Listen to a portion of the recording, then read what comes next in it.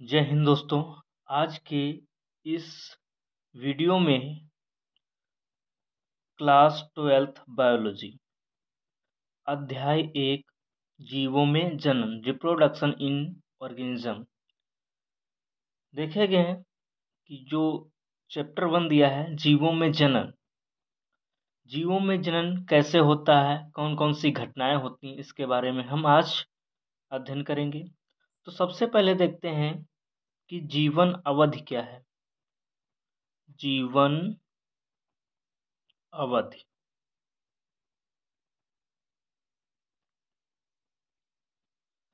इसे जीवन अवधि या जीवन काल भी कहते हैं।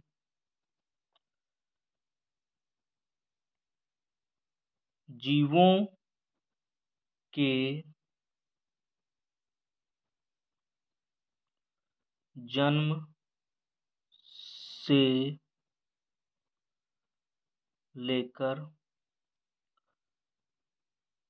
उसकी प्राकृतिक मृत्यु तक के समय को उस जीव की जीवन अवधि कहते हैं। तो जीवन अवधि जीवों के जन्म से लेकर उसकी प्राकृतिक मृत्यु तक के समय को उस जीव की जीवन अवधि कहते हैं। तो जीवों के जन्म से लेकर प्राकृतिक मृत्यु तक के समय को उस जीव की जीवन अवधि कहते हैं। हर जीव की अलग अलग जीवन अवधि होती है। जैसे हाथी 65 से 70 वर्ष जीवित रहता है। गुलाब 5 से 7 वर्ष जीवित रहता है। कुत्ता 20 से 25 वर्ष जीवित रहता है। तितली 1 हफ्ते से 2 हफ्ते जीवित रहती है। कौवा 15 वर्ष जीवित रहता है। केला 25 वर्ष जीवित रहता है। गाय 20 से 25 वर्ष जीवित रहती है। तोता 140 वर्ष जीवित रहता है। मनुष्य जैसे मनुष्य तो मनुष्य का जो जीवन काल है या जीवन अवधि है वह लगभग 70 से 75 वर्ष मानी गई है।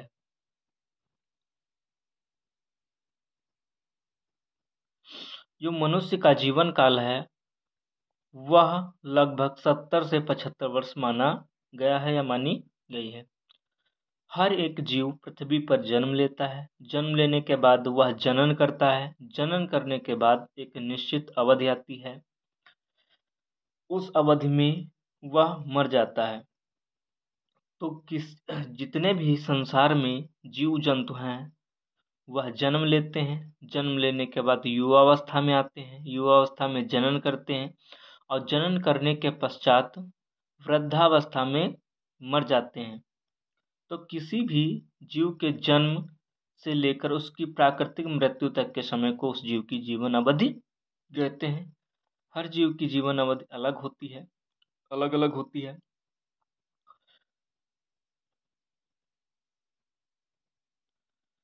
और उस वृद्धावस्था में जीव मर जाता है। मरने के बाद यदि जनन नहीं करेगा तो उसकी संततियां बच्चे उत्पन्न नहीं होंगे, और यदि बच्चे नहीं उत्पन्न होंगे तो इस पृथ्वी पर उसका अस्तित्व समाप्त हो जाएगा। तो जनन जीवों में इसलिए भी आवश्यक है क्योंकि इसके द्वारा पृथ्वी पर जाति की निरंतरता बनी रहती है। अब हम देखेंगे कि जनन जनन क्या होता है।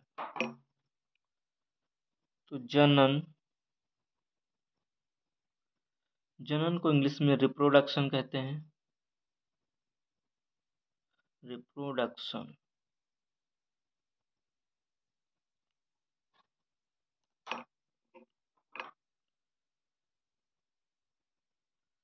तो जनन अपने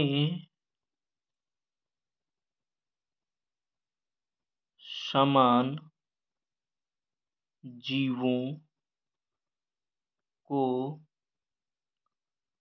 उत्पन्न करने की प्रक्रिया जनन कहलाती है। अपने समान जीवों को उत्पन्न करने की प्रक्रिया को जनन कहते हैं। जिसमें जीवधारी अपने समान संततियों को उत्पन्न करता है, वह प्रक्रिया जनन कहलाती है। जनन दो प्रकार का होता है।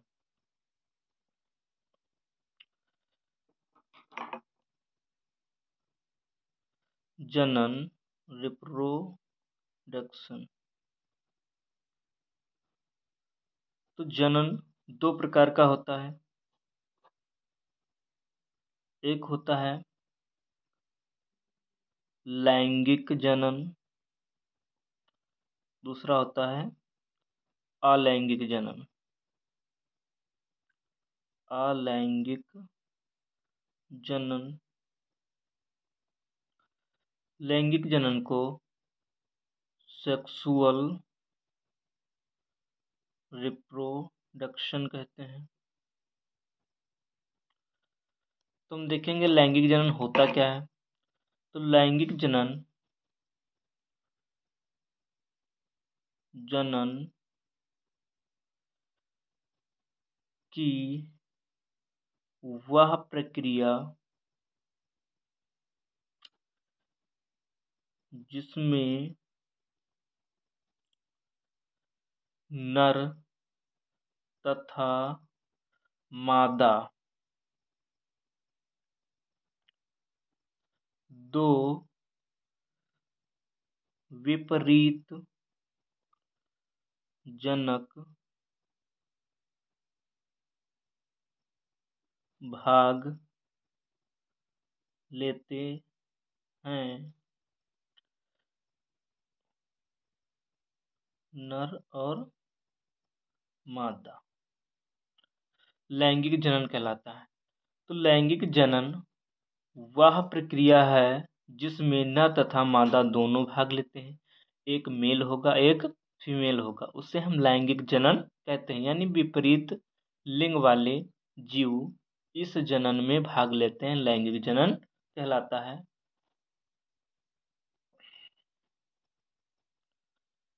अलैंगिक जनन को असेक्सुअल रिप्रोडक्शन कहते हैं। तो अलैंगिक जनन में क्या होता है। अलैंगिक जनन में केवल नर या भाग लेगा या मादा भाग लेगी। तो हम लिखेंगे जनन की वह प्रक्रिया जिसमें केवल एक जनक भाग लेता है, नर या मादा। इसमें दोनों भाग नहीं लेते हैं। इस जनन में केवल एक जनक भाग लेता है, या तो नर होगा या मादा होगी। दोनों जनक भाग नहीं लेंगे, केवल एक जनक भाग लेता है, या तो नर या मादा। जैसे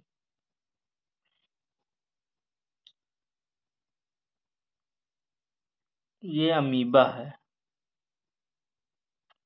अमीबा, और यही जनक क्या होगा कि दो नई संततियों में विभक्त हो जाएगा और दो नए जीवों का विकास करेगा। और अलैंगिक जनन में उत्पन्न संततियां अपने जनक के समान होती हैं। उत्पन्न संतति अपने जनक के समान होती हैं,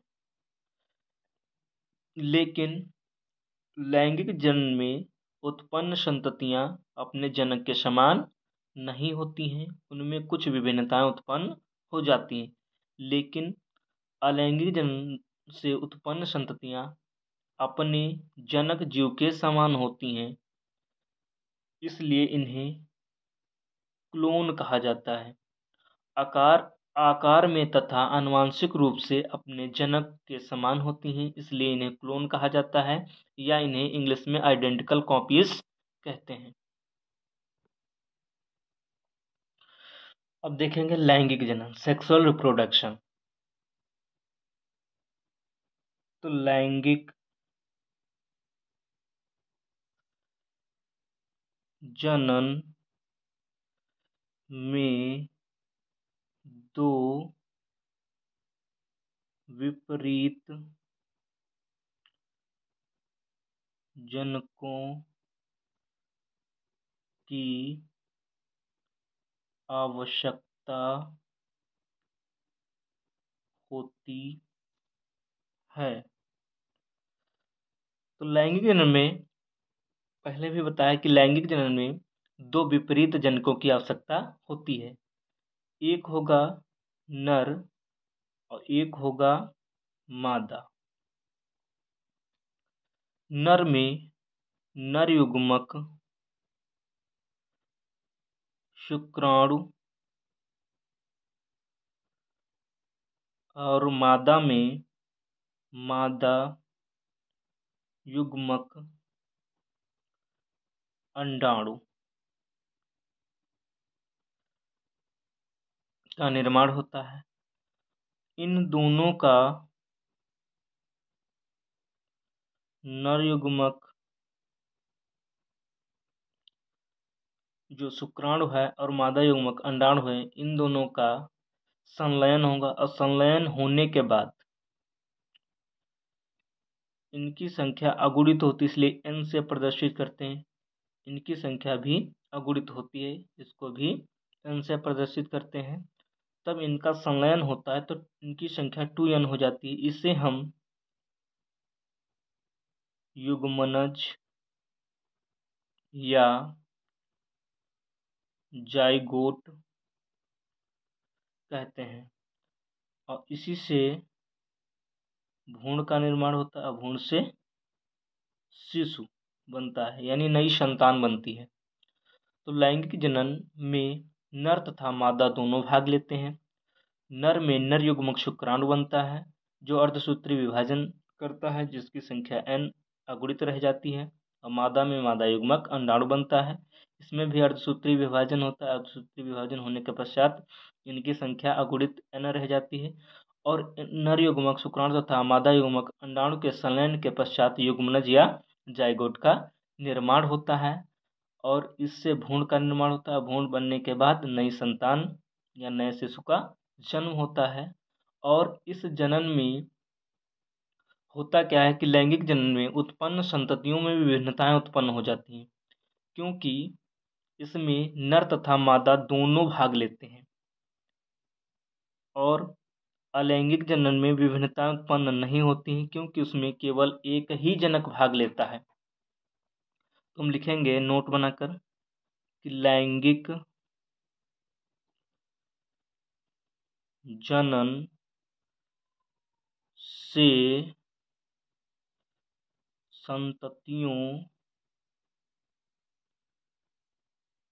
में विभिन्नताएं उत्पन्न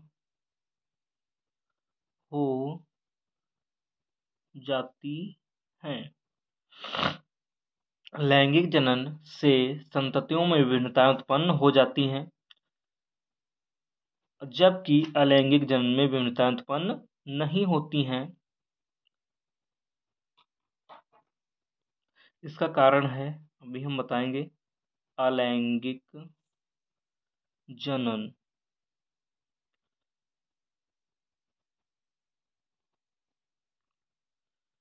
इसमें होता क्या है, जो जीव होता है उसमें डीएनए होता है, और यही डीएनए,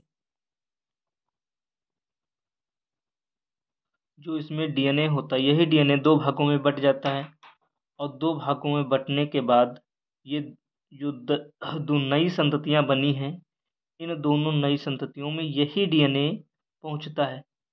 क्योंकि शरीर में डीएनए हर एक चीज का निर्माण करता, हर एक चीज पर डीएनए ही निर्भर करता है। जैसे बालों का रंग, शरीर का रंग, हाथों की लंबाई, शरीर की लंबाई, सब डीएनए पर ही निर्भर करता है। इसलिए ये जनक है, ये जनक, इसका ही डीएनए इन संततियों में, नई संतानों में डीएनए पहुंचा है, इसलिए इसमें कोई विभिन्नता उत्पन्न नहीं होती है।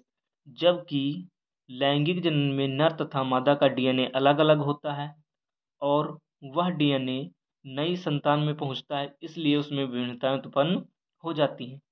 इसमें कोई विभिन्नता उत्पन्न नहीं होती, इसलिए इन्हें कॉपी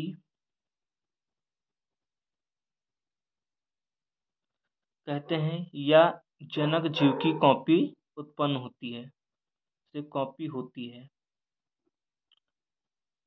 जैसा जनक जीव होगा हूबहू वैसी ही संतान उत्पन्न होगी, इसलिए इन्हें इंग्लिश में आइडेंटिकल कॉपीज कहते हैं। और बहुत प्रश्न पूछा जाता है कि अलैंगिक जनन द्वारा उत्पन्न संतान को क्लोन क्यों कहा जाता है। तो हम बता दें कि अलैंगिक जनन द्वारा उत्पन्न संतान में आकार और आनुवांशिक रूप से अपने जनक जीव के समान होती, इसलिए उन्हें क्लोन कहा जाता है। इस बात को ध्यान रखना कि अलैंगिक जनन द्वारा उत्पन्न संतान में होता क्या है कि वो जो डीएनए है वही डीएनए नई संतान में पहुंचता है, इसलिए उन्हें क्लोन कहा जाता है, क्योंकि वह आकार में तथा आनुवांशिक रूप से अपने जनक जीव के समान होती हैं। अब देखते हैं कि लैंगिक जनन करने वाले जीव में विभिन्नताएं कैसे उत्पन्न होती हैं। तो लैंगिक जनन, तो लैंगिक जनन में दो जनक जीव भाग लेते हैं, एक होगा नर और एक होगा मादा। नर को हम लाल से प्रदर्शित करते हैं, मादा को सफेद से। और हर जीव में डीएनए होता है, डीएनए ही सब चीज पर निर्भर करता है, इसलिए एक ही माता पिता की संतान अलग अलग दिखाई देती है, सगे भाई बहन अलग दिखाई देते हैं, माता पिता अलग दिखाई देते हैं।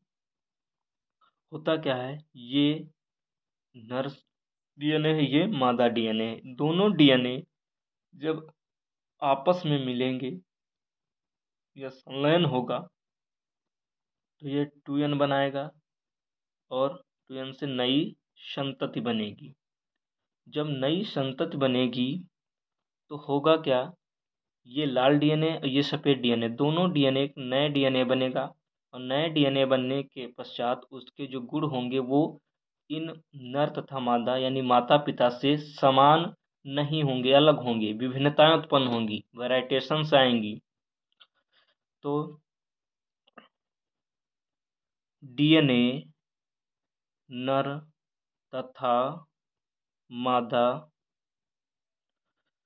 का अलग अलग होता है, जिसके कारण संततियों में विभिन्नताएं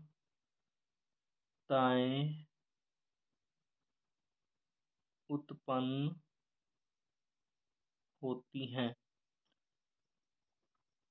तो हम कह सकते हैं कि जो नर डीएनए है तथा मादा डीएनए है वह अलग अलग होता है, एक नया डीएनए बनता है और नए डीएनए बनने से एक नई संतान की उत्पत्ति होती है। यदि लाल डीएनए और सफ़ेद डीएनए से क्रॉस कराया जाए या लैंगिक जनन कराया जाए तो उत्पन्न होने वाली संतानें चितकबरी उत्पन्न होंगी, यानी कुछ न कुछ अपने माता पिता से भिन्न होंगी, इसलिए उनमें विभिन्नताएं उत्पन्न हो जाती हैं। तो लैंगिक जनन में उत्पन्न जितनी भी संतानें होंगी उनमें विभिन्नताएं उत्पन्न होंगी, लेकिन अलैंगिक जनन करने वाले जीवों में विभिन्नताएं उत्पन्न नहीं होती हैं, क्योंकि जो डीएनए है वह एक जीव में डीएनए होता है, क्योंकि एकल जीव भाग लेता है, इसलिए वही डीएनए उनकी संततियों में या बच्चों में पहुंचता है, इसलिए उसमें कोई विभिन्नता उत्पन्न नहीं होती है। बिल्कुल हूबहू कॉपी होती हैं, इसलिए उन्हें आइडेंटिकल कॉपीज कहते हैं या उन्हें क्लोन कहा जाता है, क्योंकि वह आकार में तथा आनुवंशिक रूप से अपने जनक जीव के समान होती हैं। लेकिन लैंगिक जनन करने वाले जीवों में ऐसा नहीं होता है, उसमें संततियों में विभिन्नताएं उत्पन्न हो जाती हैं, इसलिए सगे भाई बहन भी अलग अलग दिखाई देते हैं, उसमें उसमें कुछ न कुछ विभिन्नता उत्पन्न हो जाती है। अलैंगिक जनन की विधियां हम देखेंगे कि अलैंगिक जनन की विधियां कौन कौन सी होती हैं। तो सबसे पहले देखेंगे द्विविभाजन। द्विविभाजन इसे इंग्लिश में बाइनरी फिशन कहते हैं। तो द्विविभाजन होता क्या है? तो द्विविभाजन कुछ जीवों में, जैसे एग्जाम्पल के तौर पर जैसे अमीबा, युगलीना,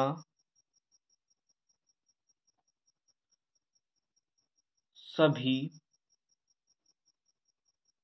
प्रोटोजोआ, इनमें द्विविभाजन की क्रिया होती है।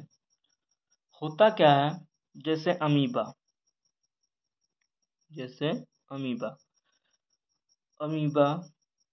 में द्विविभाजन कैसे होता है? तो ये एक अमीबा है और इसमें ये सेल वॉल है। सेल वॉल का मतलब होता है कोशिका भित्ति। इसमें जो डीएनए है वह पूरे जीव में होता है। जब यह जनन करेगा यानी द्विविभाजन करेगा तो होता क्या है, ये सिकुड़ने लगता है, इसमें सिकुड़न आ जाती है और सिकुड़ने आने के पश्चात होता क्या है, ये बीच से सिकुड़ने लगता है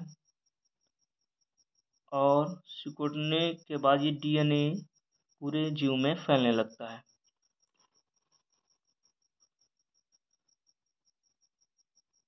अब जनक जीव और सिकुड़ता है और सिकुड़ने के बाद यह दो नई संततियों में विभक्त होने का प्रयास करता है, यानी द्विविभाजन करने का प्रयास करता है और यही डीएनए दो जीवों में बंटने लगता है। दो नए जीवों में ये डीएनए बंटने लगता है और अनुकूल परिस्थिति में अलग हो जाता है। अनुकूल परिस्थिति में अलग हो जाता है और यही डीएनए अलग अलग जीव में पहुंच जाता है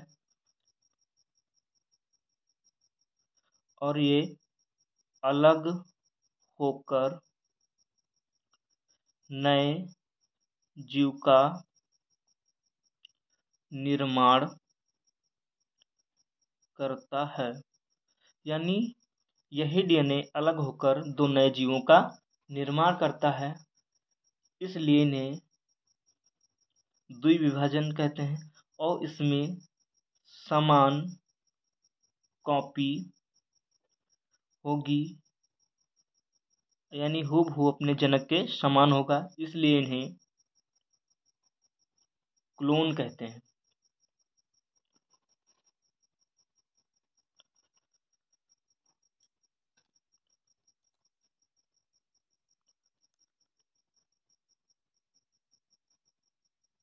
अब द्विविभाजन में हम लिखेंगे,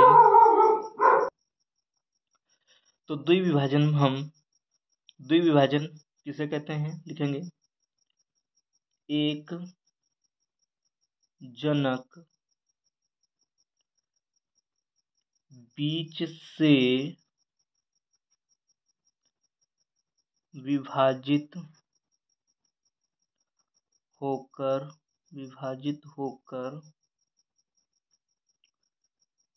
दो नई संतति को जन्म देता है।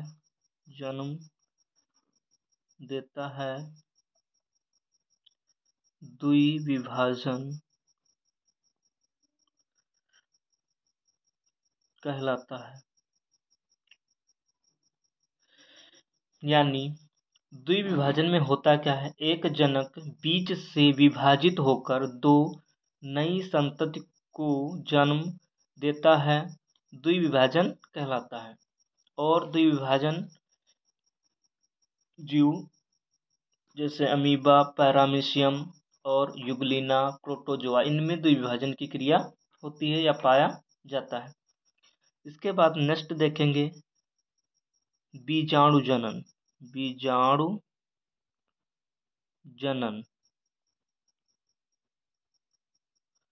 स्पोरोलेशन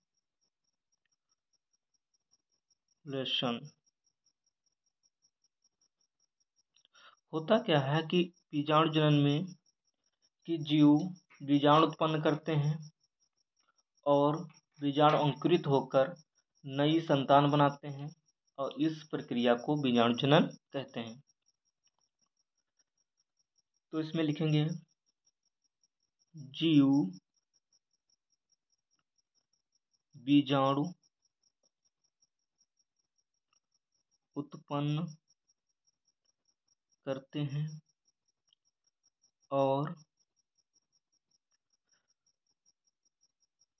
बीजाणु अंकुरित होकर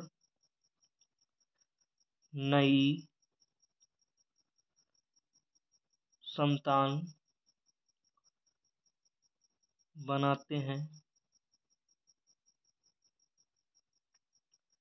इस प्रक्रिया को बीजाणु जनन कहते हैं।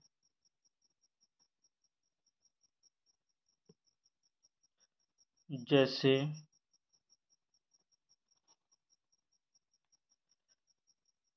पेनिसिलियम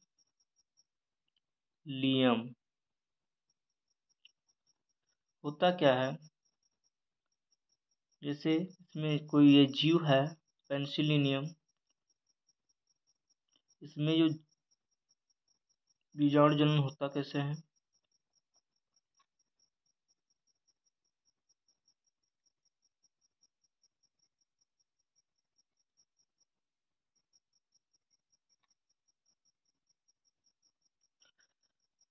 अनुकूल परिस्थिति में ये जनक जीव से अलग हो जाएगा और अलग होने के पश्चात एक नए जीव का निर्माण करेगा। यानी ये बीजाणु अलग हो जाएंगे और बीजाणु अलग होने के बाद अंकुरण करेंगे, अंकुरण करने के बाद एक नए जीव का निर्माण करेंगे। इस प्रक्रिया को ही बीजाणु जनन कहते हैं। और इसमें उत्पन्न संतान एक नया जीव बनेगा, बीजाणु